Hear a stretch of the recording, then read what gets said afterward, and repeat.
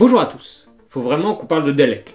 Récemment est sortie une nouvelle mini-série sur la chaîne YouTube Doctor Who, la chaîne officielle. Elle met en avant les Daleks et s'intitule sobrement Dalek, avec un point d'exclamation. Elle fait partie du grand événement multiplateforme Time Lord Victorious, qui globalement voit Ten péter les plombs après son aventure sur Mars.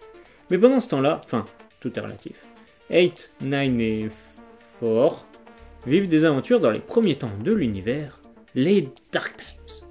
Si ça vous intéresse, il y a des vidéos super intéressantes sur le sujet à Paperpot et aussi sur Dr. Key. Dr. Key qui chronique chaque produit de Time Lord Victorious et raconte ce qui se passe dedans. Et c'est bien pratique parce que ça coûte cher les trucs de Time Lord Victorious. Revenons à Dalek qui se situe pas trop dans l'histoire. Apparemment ça se passerait juste avant les comics de Ten. Bref, assez parlé, on va se regarder le premier épisode.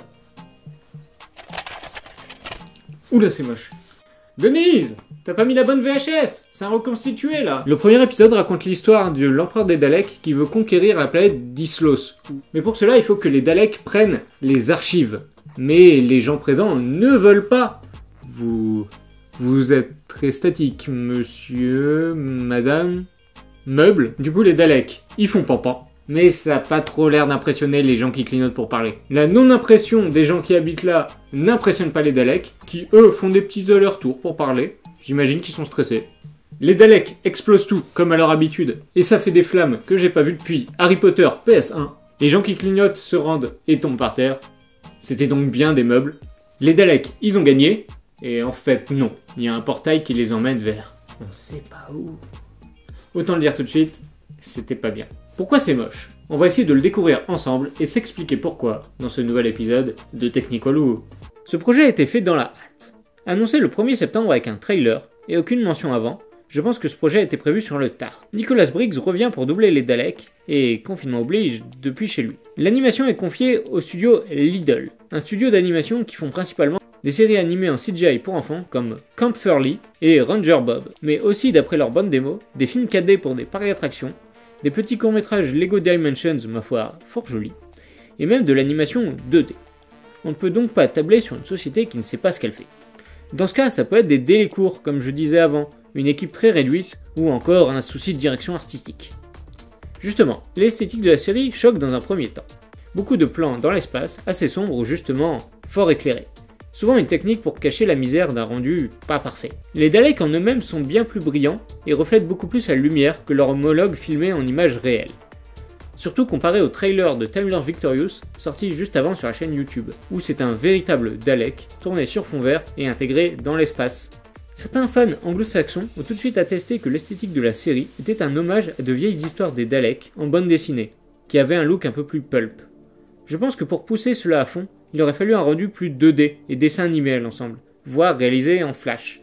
Personnellement, j'ai plutôt l'impression qu'ils ont voulu rendre hommage aux premiers épisodes de Doctor Who, l'esthétique de l'ensemble se rapprochant des recons refaits par des fans, avec une mise en scène très statique et un épisode très champ contre champ. J'aurais même préféré un rendu proche des recons officiels, avec de la CGI certes, mais un rendu plat, presque animation 2D. Le problème est justement la direction artistique, qui se veut donc réaliste, mais sans le temps et l'argent. Ça rend comme un rendu pas fini, une ébauche.